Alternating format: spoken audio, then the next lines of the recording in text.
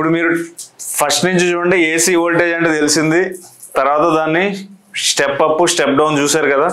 Step down మన పీసీబీలో అయితే step down చేస్తున్నాం, స్టెప్ డౌన్ చేసి బ్రిడ్జ్ రెక్టిఫైర్ చేస్తున్నాం, డీసీ చేస్తున్నాం, రిపుల్స్ తీసేయడానికి కెపాసిటర్ పెట్టాం, వోల్టేజ్ డీసీ వచ్చింది. కానీ మన కంట్రోలర్ రన్ అయ్యేది ఏ వోల్టేజ్లో? 5 లేదా 3.3లోనే మన కంట్రోలర్ రన్ అవుతుంది. అది కూడా ఎట్లా ఉండాలి దానికి? 5 ఇన్పుట్లో. ఇప్పుడు ఏసీ చేంజ్ అవుతుంది, ఓకే. ఆల్టర్నేట్ కరెంట్ మనకి డేలో ఒక రకంగా ఉంటుంది, నైట్లో ఒక రకంగా ఉంటుంది వోల్టేజ్.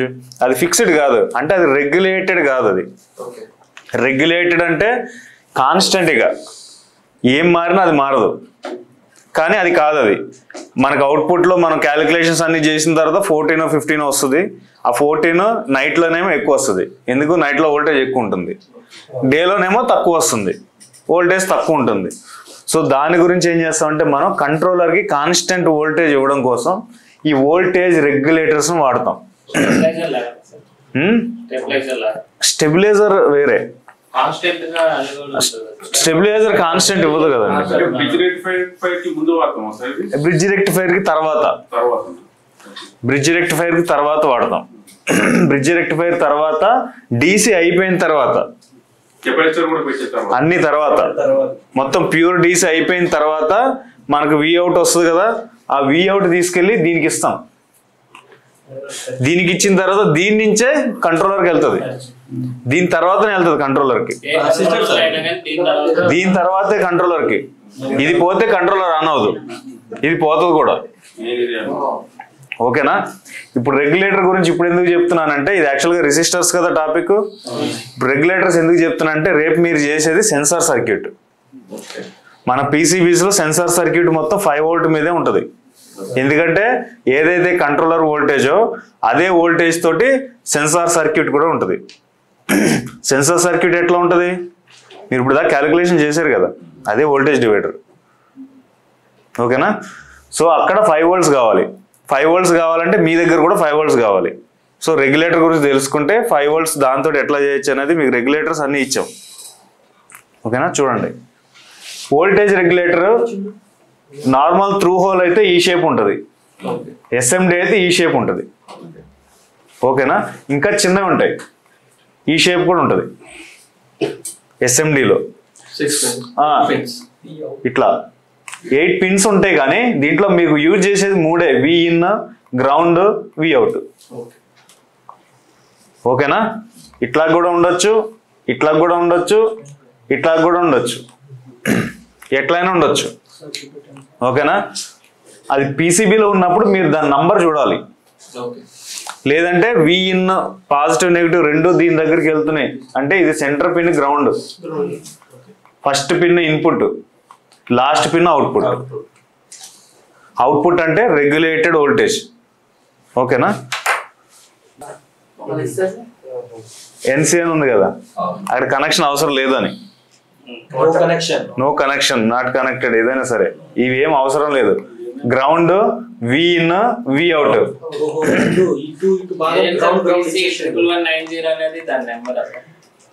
ఏదండి 78L05 ఇవన్నీ నంబర్స్, SOT89 ఇవన్నీ ప్యాకేజెస్ ఉంటాయండి, ఓకేనా. నంబర్ అయితే ఇదే నంబర్, ఇది పాజిటివ్, ఇదే వాడతాం మనం పీసీబీలో, అది వాడడం నెగిటివ్ది. అది కూడా తెప్పించాను మీకు చెప్పాలని, కానీ మన పీసీబీస్ లో వాడేది 7805. అది వేరే కదా, దానికేమో ఇన్పుట్ లో పాజిటివ్ ఇయ్యం, నెగిటివ్ ఇస్తాం. పోతుంది పీసీబీ, పోతుంది కంట్రోలర్, పాడైపోద్ది. అప్పుడు నెగిటివ్ రివర్స్ ఇస్తే అప్పుడు ఇంక అక్కడ సర్క్యూట్ అసలు అది కాదు కదా.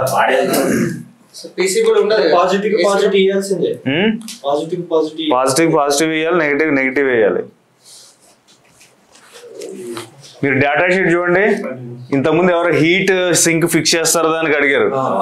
సో అది 1 amp, అది దాని మ్యాక్స్ కరెంట్ 1 amp. మీరు దానికి 1 amp కరెంట్ కనుక అప్లై చేశారనుకో రెగ్యులేటర్ కి, అప్పుడు హీట్ సింక్ పెట్టాల్సి వస్తుంది, అప్పుడు హీట్ అవుతుంది. 1 amp लगाए तो वो हीट होता. अगर उसमें आप सिर्फ 500 मिलीवोल्ट्स मिली एम्प्स नहीं तो 300 मिली एम्प्स यूज कर रहे समझो అవసరం లేదు 500 300 మిల్లీ ఆంప్స్ లోడ్ తక్కువ వేశారు ఉన్నదానికన్నా దాని మీద తక్కువ బరువు పెట్టారు అనుకోండి హీట్ సింక్ అవసరంలా సో అట్లానే రెగ్యులేట్ అవుతుంది మీకు ఇన్పుట్ ఎంత అని ఇవ్వండి వోల్టేజ్ మీరు ఎనీ వోల్టేజ్ ఇన్పుట్ అవుట్పుట్ మాత్రం కాన్స్టెంట్ ఉంటుంది అవుట్పుట్లో చేంజ్ అవ్వదు ఈ అవుట్పుట్లో మీరు లోడ్ చేంజ్ చేసినా సరే అంటే 300 మిల్లీ ఆంప్స్ నుంచి 200 మిల్లీ ఆంప్స్ చేసినా నార్మల్ రెసిస్టర్లు ఏమవుతుంది లోడ్ చేంజ్ అయినా కూడా వోల్టేజ్ చేంజ్ అవుద్ది రెసిస్టెన్స్ చేంజ్ అయినా వోల్టేజ్ చేంజ్ అవుద్ది ఏది చేంజ్ అయినా వోల్టేజ్లో చేంజెస్ వస్తాయి కానీ రెగ్యులేటర్లో మీరు ఏమైనా చేసుకోండి వోల్టేజ్ మాత్రం కాన్స్టెంట్ ఎన్ని ఫ్లక్చుయేషన్స్ రానియండి ఆ 5 మాత్రం అసలు చేంజే కాదు 24 ఇస్తే కూడా 5 వస్తుంది 24 ఇచ్చిన 5 వస్తుంది దీని ఇన్పుట్ వోల్టేజ్ రేంజ్ చూడండి మ్యాక్స్ 25 వోల్ట్స్ 7 వోల్ట్ 25 వోల్ట్స్ మనం క్యాలిక్యులేట్ చేసేటప్పుడు అనుకున్నాం కదా 7 నాకు మినిమం కావాలి రెగ్యులేటర్ కానీ ఈ 7 ఎందుకు అంటే 2 వోల్ట్ రెగ్యులేటర్ లో డ్రాప్ అవుతుంది ఇంటర్నల్ సర్క్యూట్ లో 2 వోల్ట్ డ్రాప్ అవుతుంది సో మీరు మినిమం 7 ఇస్తే అది 5 మెయింటైన్ చేస్తుంది 7 నుంచి 25 వరకు మీరు ఏదైనా వేరీ చేయండి అది కాన్స్టెంట్ ఇక అది 5 ఇన్ కేస్ 25 26 ఇయర్ కూడా అది ఆన్ కాదు అవుతుంది 32 వరకు కూడా పని చేస్తుంది హీట్ అయిపోతుంది అవుట్ ఆఫ్ రేంజ్ అయిపోతుంది ఓకేనా ఈ అవుట్పుట్ లో మళ్ళీ ఈ 5 వోల్ట్ ఇంకా సేఫ్టీ కోసం ఏం చేస్తాడంటే ఒక జనరేటర్ కూడా వేస్తాడు 5 వోల్ట్ రెగ్యులేటర్ కదా 5.1 వోల్ట్ జనరేటర్ వేస్తాడు అప్పుడు ఏమవుతుంది ఇన్ కేస్ ఇది షార్ట్ అయింది అనుకోండి షార్ట్ అయ్యి ఏదన్నా అయ్యి అవుట్పుట్ లో ఎక్కువ వోల్టేజ్ వచ్చింది అనుకో అది షార్ట్ అవుతుంది కంట్రోలర్ సేఫ్ ఓకే ఇది డేటా షీట్ మీరు టెక్నికల్ డేటా షీట్ డౌన్లోడ్ చేస్తే ఇది అది 1 యాంప్ దాని కరెంట్ రేటింగ్ వోల్టేజ్ ఇన్పుట్ లో 7 to 25 ఇక్కడ చూడండి ఉంది కదా 1 యాంప్ ఓకే డేటా షీట్ తీస్తే ఏదైనా సరే మీకు డేటా షీట్ తీయాల్సిందే ఇక నుంచి మీరు ట్రాన్సిస్టర్ది దానికి కూడా ఒక కరెంట్ లిమిట్ ఉంటుంది దానికి వోల్టేజ్ లిమిట్ ఉంటుంది డేటా షీట్ తీయాలి మీ దగ్గర ఒక నంబర్ ఉంది అంటే ఆ నంబర్ది డేటా షీట్ తీయాలి డేటా షీట్ తీస్తేనే మీకు దాని గురించి డీటెయిల్స్ తెలుస్తాయి గూగుల్లో కూడా వచ్చేస్తా సార్ వస్తుంది మ్యానుఫ్యాక్చరర్ 100% ఆన్లైన్లో పెడతారు డేటా షీట్ కొనుక్కునే వాళ్ళకి ఎట్లా తెలుస్తుంది ఇప్పుడు ఒక కార్ అమ్మాలనుకోండి ఆ కార్ ఎంత మైలేజ్ ఇస్తుంది ఎంత స్పీడ్ వెళ్తుంది దాని హార్స్ పవర్ ఎంత కంపెనీ వాడు చెప్తేనే కదా కొనేవాడికి తెలిసేది సో ఈ సేమ్ ఇదే అంతే మ్యానుఫ్యాక్చరర్ డీటెయిల్స్ ఇస్తారు కంపల్సరీ లేకుండా ఉండవు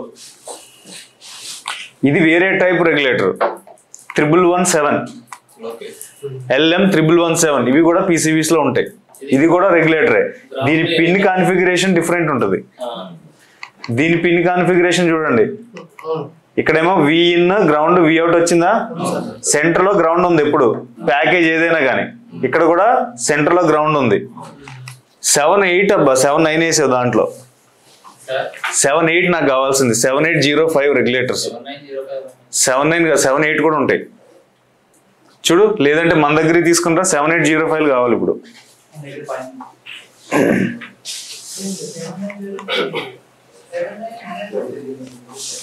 ఓకేనా ఈ రెగ్యులేటర్ చూడండి LM 1117 మీరు రెగ్యులేటర్ చెక్ చేసేటప్పుడు కానీ కొంచెం పైకి నెట్టండి స్వెటర్ ఉంది కదండి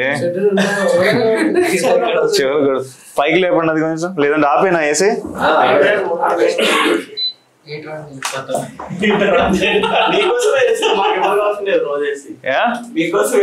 నాకోసమేనా నేను మీకోసం పెట్టించాను అది నా కోసం కాదు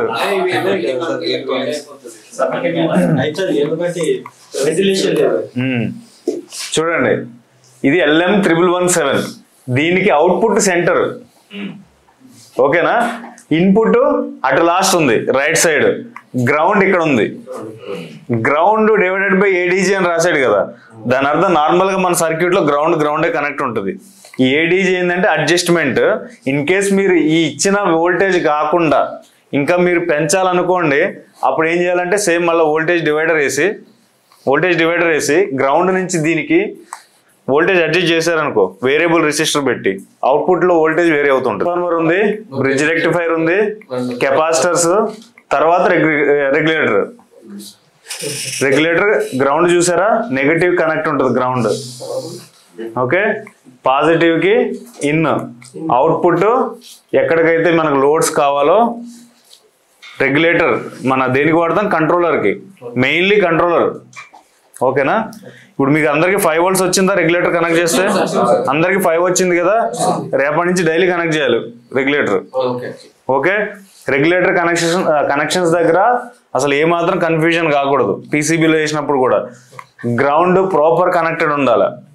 ఇంతకుముందు నేను చూపించా కదా, గ్రౌండ్ దగ్గర మీరు ఏదైనా రెసిస్టర్ యాడ్ చేశారు అనుకోండి, అంటే గ్రౌండ్ కి సమ్ వోల్టేజ్ అక్కడ అప్లై అవుతుంది అనుకోండి, డ్రాప్, అవుట్పుట్ లో వోల్టేజ్ మారిపోద్ది. ఈ 7805 రెగ్యులేటర్ 7805 పనిచేయదు, అది వేరే అయిపోద్ది, దాని వాల్యూ చేంజ్ అయిపోద్ది. అవుట్పుట్ ఇమ్మీడియట్ గా కంట్రోలర్ పోద్ది, 1 volt ఎక్కువైనా కంట్రోలర్ పాడైపోద్ది. ఓకేనా, గ్రౌండ్ 100% ప్రాపర్ కనెక్టెడ్ ఉండాలి. ఎక్కువ రాదండి, ఎంత వస్తుంది, ఎంత వస్తుంది చెప్పండి మీకు. ఒకసారి వేరే పక్క మీటర్ తో పెట్టి చూడండి, పక్క మీటర్ తో పెట్టి చూడండి.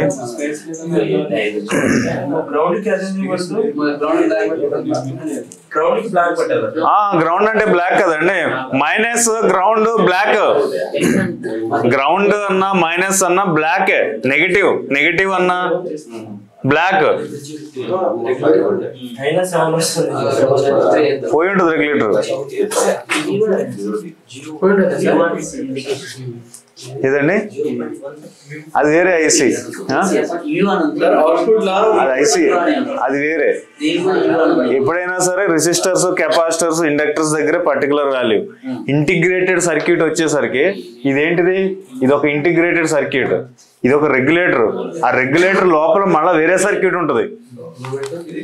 ఇది చూడండి, ఇది ఒక రెగ్యులేటర్.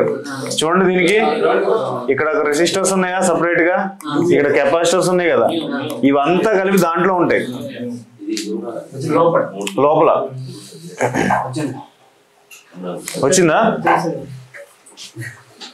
బై మిస్టేక్ మనం అవుట్ దగ్గర ఏం చేస్తే పోతుంది కంట్రోలర్, రెగ్యులేటర్ పోతుంది, కంట్రోలర్ పోతుంది, పోతుంది, హీట్ అయిపోద్ది, హీట్ అవుతుంది, ఫుల్ హీట్ అవుతుంది.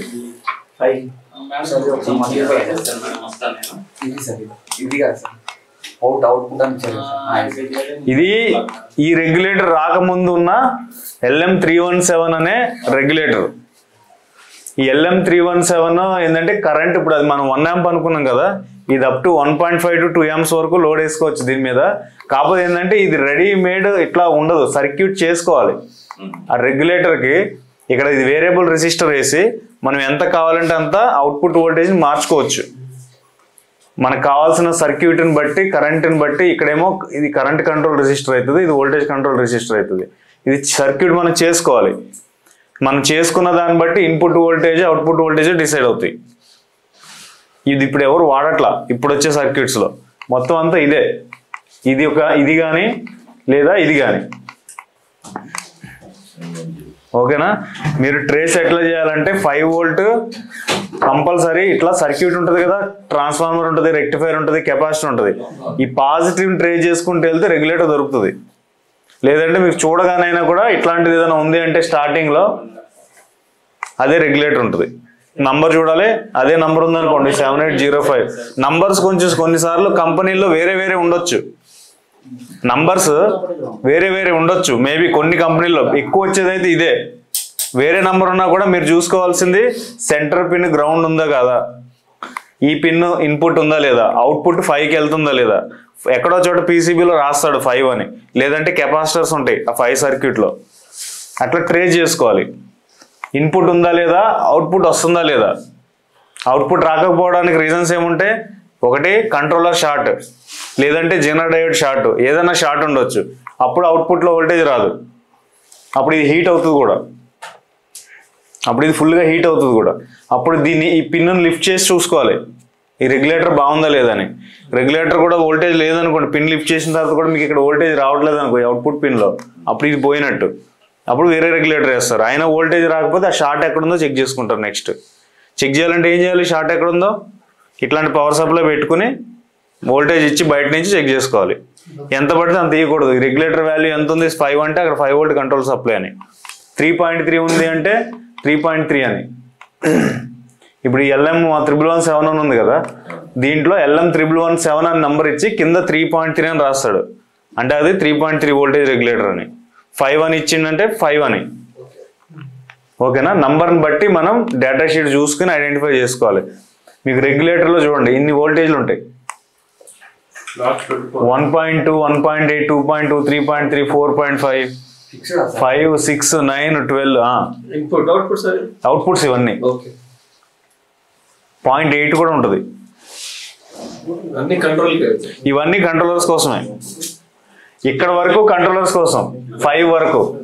ఈ తర్వాత అన్ని మన సర్క్యూట్ లో రిలేస్ గానీ ఇంకా వేరే వేరే ఉంటాయి కదా, 12 వోల్ట్ మీద నడిచే కొన్ని, 9 వోల్ట్ మీద నడిచే కొన్ని, 15 మీద నడిచే కొన్ని. ఇప్పుడు మన DC మోటార్లన్నీ 15 వోల్ట్సా, అక్కడ 15 వోల్ట్ రెగ్యులేటర్ ఉంటుంది.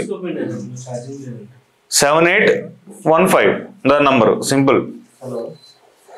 ఓకేనా, 78 కామన్, 18 వోల్ట్, 24 వోల్ట్. ఓకేనా, ఇవన్నీ నంబర్స్. మీరు 7824 అంటే ఇచ్చేస్తారు, 7815 అంటే ఇచ్చేస్తారు. ఏ ప్యాకేజ్ అని అడుగుతారు, త్రూ హోల్ SMD నా అని. SMD అంటే SMD ఇస్తారు. 1.2 నంబర్లు ఉంటాయి. ఇది 1.2, 1.8, 3.3 వరకు మీకు ఈ ఇందులో దొరుకుతాయి. LM అది ఒకటే కంపెనీ. 1117 వచ్చి కింద 1.2 అని ఉంటుంది. ఓకేనా, మీరు జస్ట్ నంబర్లు కూడా చెప్పక్కర్లా, వోల్టేజ్ చెప్తే చాలు. వోల్టేజ్ చెప్తే రెగ్యులేటర్ ఇచ్చేస్తారు. ఇన్ని రకాల రెగ్యులేటర్స్ ఉంటాయి. మనం వాడేది PCBలో ఎక్కువ 5, 3.3, 12, 15 ఈ 4 రెగ్యులేటర్స్ మనం వాడతాం. కొన్ని PCBs లో ఇది కూడా ఉంటుంది, 1.8 లేదా 2.2. కొన్ని రేర్, చాలా తక్కువ. అది ఇది ఉంటది, ఇది ఉంటది, దాంతోపాటు ఇది కూడా ఉంటాయి. ఇవి కూడా ఉంటాయి.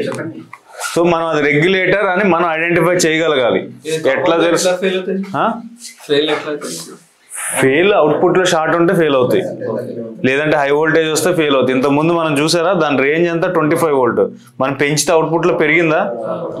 పెరిగింది కదా. సో అవుట్పుట్ లో పెరిగినప్పుడు అవుట్పుట్ లో ఇంకే జనరేట్ ఉంది అనుకోండి, ఏమవుద్ది, జనరేట్ షార్ట్ అయిపోద్ది.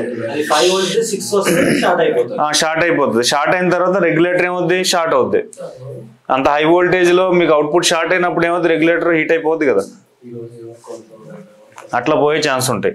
ఇన్ కేస్ అక్కడ జనరేట్ లేకపోతే కంట్రోలరే పోద్ది. ఓకే, మైక్రో కంట్రోలర్ ఇంకా అది పోతే అయిపోయినట్టే. చెప్పినా కదా, ఇట్లా ఉండి మొత్తం ఇట్లా వరుసగా పిన్లు ఉంటాయి.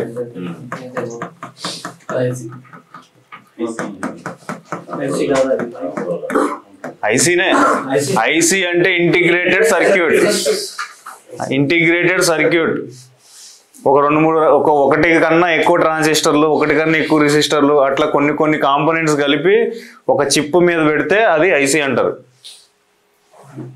సేమ్ బయట ఏదైతే ఉంటాయి అవే ఉంటాయి, కాకపోతే లోపల మొత్తం ఇంటిగ్రేట్ చేసేసి క్లోజ్ చేసేస్తారు, దాన్ని ఐసీ అంటారు. ఓకే, రేపు సెన్సార్స్ గురించి తెలుసుకుందాం. ఇవన్నీ సెన్సార్సే.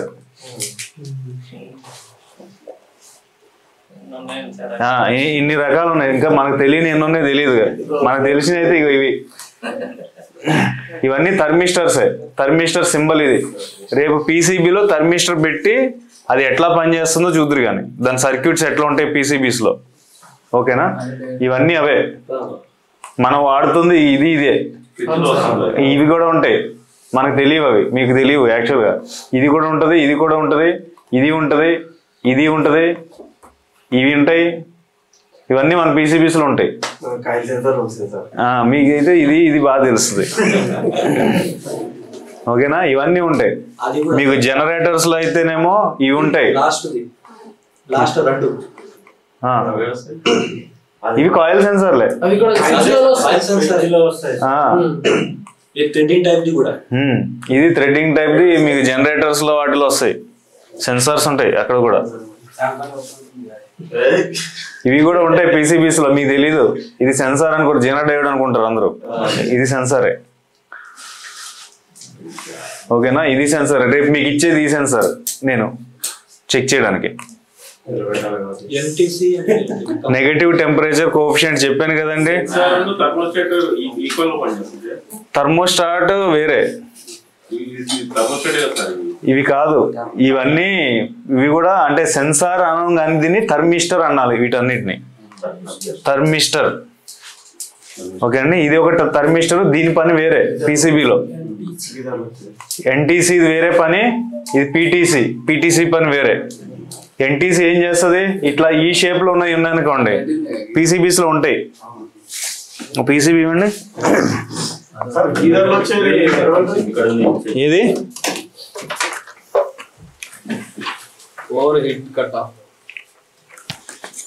ఇక్కడ ఒకటి గ్రీన్ కలర్ కనబడుతుందో చిన్నది, గ్రీన్ కలర్ లో ఒకటి చిన్నది కనబడుతుందా? ఇది పీటీసీ, ఓకేనా? ఇది ఎక్కడ ఉంది? కమ్యూనికేషన్ దగ్గర ఉంది. ఇది ఎందుకు ఇచ్చిండు? ఇన్ కేస్ మీరు బయట వోల్టా కనెక్షన్లు ఇస్తే, ఓకే, కరెంట్ మొత్తం దీని మీద అప్లై అవుతుంది. ఫేజ్ న్యూట్రల్ వోల్టా ఇచ్చినప్పుడు అప్లై అయిన తర్వాత ఇది హీట్ అవుతుంది. హీట్ అయిన తర్వాత ఇది ఏమవుతుంది అంటే ఓపెన్ అయిపోద్ది, రెసిస్టెన్స్ పెరిగిపోద్ది. పెరిగిపోతే ఎలక్ట్రిసిటీ ఫ్లో తగ్గిపోద్ది. అందుకని ఇక్కడ ఇది ఇచ్చారు పని. ఇక్కడ ఇంకోటి ఉంది చూడండి, బ్లాక్ కలర్ డబ్బా, ఇట్లాంటిది ఉందా? ఇది పీటీసీనే. ఇక్కడ దీని పని ఏంటి? ఈ కెపాసిటర్స్ ఫస్ట్ ఛార్జ్ చేస్తుంది, ఓకేనా? దీని త్రూ ఛార్జ్ అవుతాయి. ఇన్ కేస్ ఇక్కడ ఏదైనా షార్ట్ సర్క్యూట్ ఉన్నదనుకోండి, ఇది హీట్ అయిపోయి ఇక్కడ ఆగిపోద్ది. బ్లాస్ట్లు, ఫ్యూజులు పోవడాలు జరగవు. మళ్ళీ కూల్ అయిన తర్వాత మళ్ళీ పట్టుకుంటుంది. ఇది పీటీసీ. ఎన్టీసీది ఏంటి? ఐస్ ఫామ్ అయింది పైన యూనిట్లో, పీసీబీ దగ్గరకు ఐస్ వచ్చింది. ఆ చల్లదనానికి అదేం చేస్తుంది? రెసిస్టెన్స్ పెరుగుతుంది. అప్పుడు పీసీబీ పవర్ ఆగిపోద్ది. అక్కడతో ఇంకా అది స్టార్టింగ్లో ఉంటుంది. అది పీసీబీ పవర్ ఆగిపోద్ది. మళ్ళీ కూలింగ్ తగ్గినాక మళ్ళీ ఆన్ అవుద్ది. అప్పుడు మళ్ళీ పీసీబీ ఆన్ అవుద్ది. ప్రొటెక్షన్ కోసం వాడింది అక్కడ. ఇది హెవీ హై రెసిస్టెన్స్. ఇవి అంటే లో రెసిస్టెన్స్, బాగా 0 ohms, 1 ohms, 2 ohms, 3 ohms అట్లా. ఇవి ఉన్నాయి చూడండి, ఇవి కూడా అదే పని, కానీ వీటి వాల్యూస్ ఎక్కువ. ఇదేమో 1-2 ohms లో ఉంది, వీవేమో 10,000 ohms, 5,000 ohms, 15,000 ohms లో ఉంటాయి. అంతే తేడా. ఇది రెసిస్టెన్స్. లోపల రెసిస్టర్ ఉంటాయి కదా సార్, లోపల ఒక మెటీరియల్ ఉంటుంది, చిన్న మెటీరియల్. ఆ మెటీరియల్కి అటు సైడ్ ఇటు సైడ్ వైర్ కనెక్ట్. రెసిస్టర్ అంటే ఏంటి? మీకు ఒక వైర్ నేను చూపించాక మొన్న, ఇది కూడా ఒక రెసిస్టర్ లాగా పనిచేసింది కదా మొన్న. దీంట్లో ఎంత వచ్చింది రెసిస్టెన్స్ మనకి? 6 ohms వచ్చింది. 6 ohms వచ్చింది. సేమ్ అంతే, ఏ రెసిస్టర్ అయినా అంతే, ఒక మెటలే. కాకపోతే అది డిఫరెంట్ టైప్ ఆఫ్, మనకు ఉన్న సైజు తగ్గియాలి కాబట్టి ఆ మెటల్స్ చేంజ్ చేసి దాని మీద లైన్స్ పెట్టి డ్రాప్ చేస్తున్నారు అంతే. అవి పోయినాయా లేదా ఎలా చెక్ చేయాలి సార్? చెప్తా రేపు చెప్తాను అన్ని మీకు ఇస్తా కదా, తెలిసిపోతుంది. ఓకేనా? ఇవి అయితే టైప్స్ ఇన్ని రకాలు ఉంటాయి, చూసుకోండి. ఇది కూడా మీకు థర్మిస్టరే. ఇది అవుట్డోర్ పీసీబీలో ఉంటుంది, ఇండోర్ పీసీబీస్లో ఉంటుంది. ఇది ఉంటుంది, ఇది అవుట్డోర్ పీసీబీలో ఉంటుంది. ఈ రెసిస్టర్ వస్తుంది సార్, రెడ్ కలర్. ఇదా డిస్ప్లే దగ్గర చూసారా? అదే, అది రూమ్ సెన్సార్. అది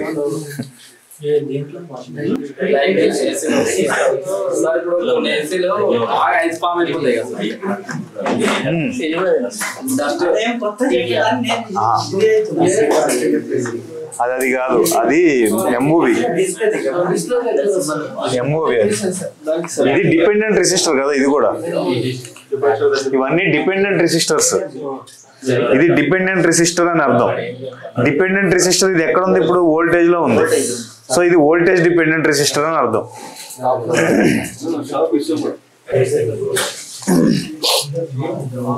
ఇది చూడండి ఒకసారి. ఇది కూడా రెగ్యులేటరే. మీకు ఇంతకు ముందు చూపించే కదా ఫొటోస్, చిన్నది. ఇది దేనికి? ఇది 15 volts లో ఉంది. DC మోటార్కి 15 volts ఇవ్వాలి కాబట్టి దానికోసమని ఇక్కడ 15 volts రెగ్యులేటర్ ఉంది. ఈ రెగ్యులేటర్ పోతాయి, రెగ్యులేటర్ పోతే మోటార్ తిరగదు. రెగ్యులేటర్ ఎలా చెక్ చేయాలి? ఇన్పుట్ వోల్టేజ్ వస్తుందా లేదా చూసుకోవాలి, తర్వాత అవుట్పుట్ వోల్టేజ్. ఇక్కడ మళ్ళీ 5 volt రెగ్యులేటర్ లేదు, డైరెక్ట్ SMPS తోటే వోల్టేజ్ రెగ్యులేట్ చేశాడు ఈ సర్క్యూట్లో, కానీ 15 మాత్రం ఉంది. ఈరోజు ఆప్టో కప్లర్ చెప్పిన ఆప్టో కప్లర్ చెప్తాను.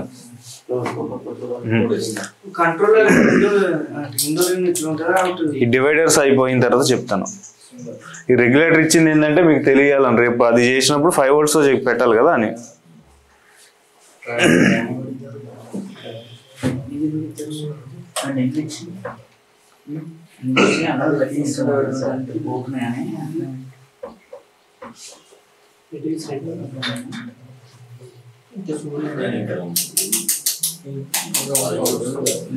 ఇవన్నీ కోటిలో దొరుకుతాయి. ఇక్కడ కూడా అన్నీ దొరుకుతాయి, నంబర్ చెప్పాలంతే మీరు. ఇక్కడ కూడా ఒక షాప్ కంట్రోలర్ పోతేనే డెడ్. ఇంకా ఆ చిప్ ఉంది కదా మన మధ్యలో, ఇట్లాంటిది అలాంటిది పోతేనే రిపేర్ కాదు. కంట్రోలర్ పోతే డైరీగా చేయట్లేదు సార్ ఇప్పుడు. అయినా చేస్తాం, మా దగ్గర PCB ఉంటే వేసేస్తాం. ఆల్రెడీ PCB ఉందంటే వేస్తారు. ఇంకోటి ఉండలేదు ఇక్కడ తోషిబా PCB, దాంట్లో కంట్రోలర్ ఉండదు చూడండి, అది పీకేసాం ఆల్రెడీ.